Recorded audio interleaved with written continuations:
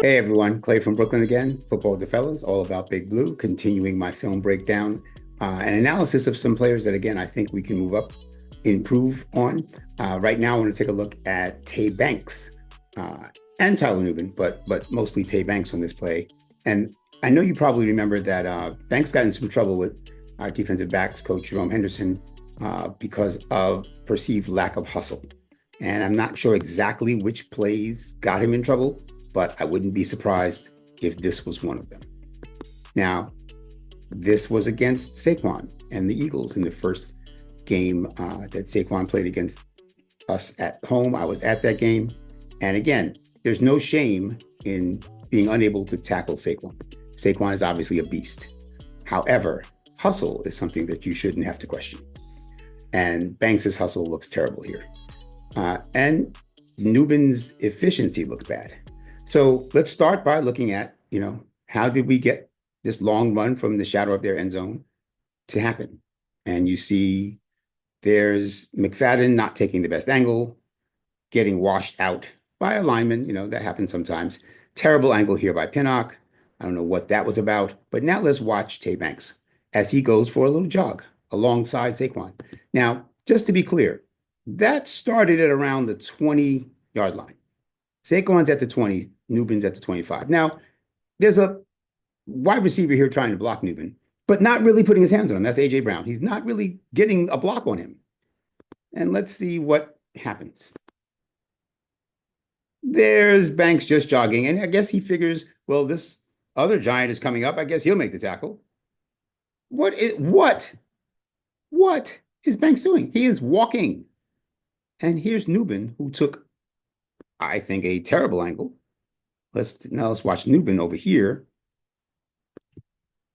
If you know that Saquon's cutting back, now's the time to come downhill and make the tackle, right? Now's the time to move up here. Saquon gets first contact at the 35, right? At the 35-yard line, Saquon is beginning to be tackled.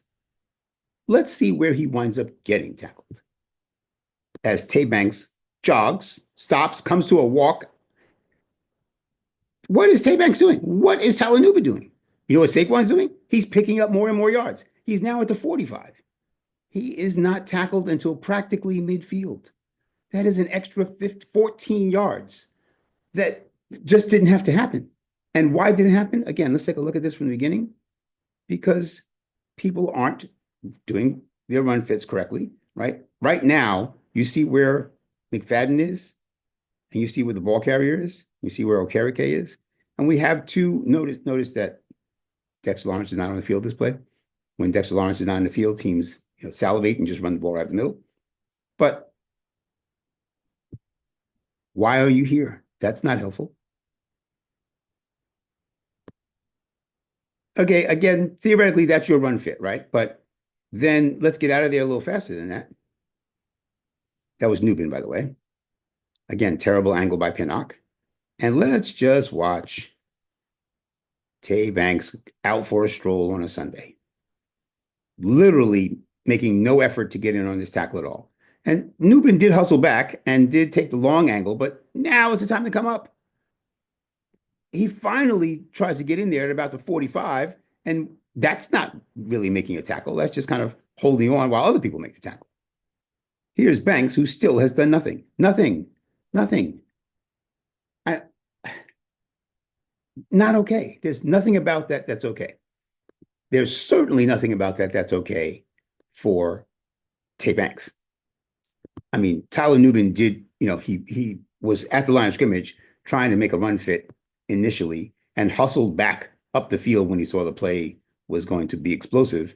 So I'll give him credit for hustling. He was trying to get in a play. Why he waited so long to finally, come down in and join the actual tackle attempt, I don't get. But he did hustle. Tay Banks didn't hustle at all. Tay Banks looked like the last thing on his mind was making that tackle.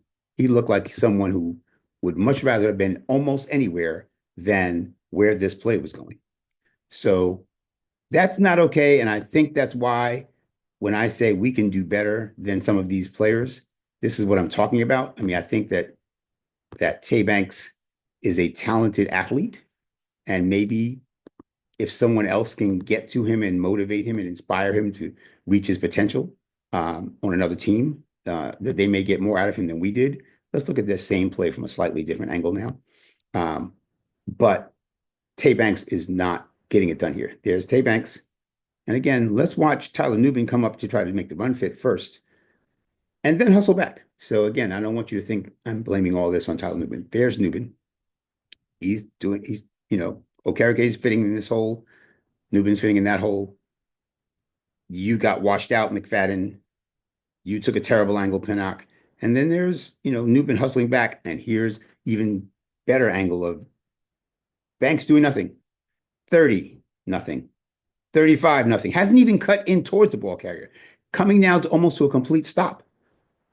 Here's Nubin finally getting involved. Look at Banks. Banks is literally walking and watching the play. He has stopped walking. He's not even walking and watching the play. I mean, what if Saquon had broken that tackle? He wouldn't even been ready to make the tackle. So, yeah, that's not okay. I get why Tay Banks got benched. I feel like Jerome Henderson took a lot of flack for that because Tay Banks was drafted so high. But Jerome Henderson was absolutely right for benching Tay Banks for lack of hustle if that was one of the plays he was talking about.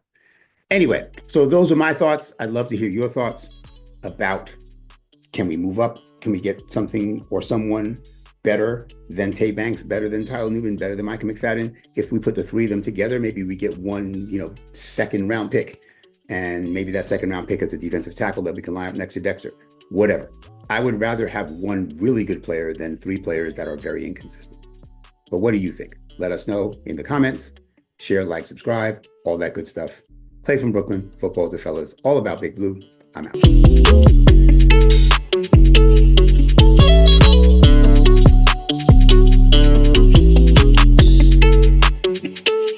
Big shout out to El Marquis Productions, the talent behind the music and production here at Football with the Fellas.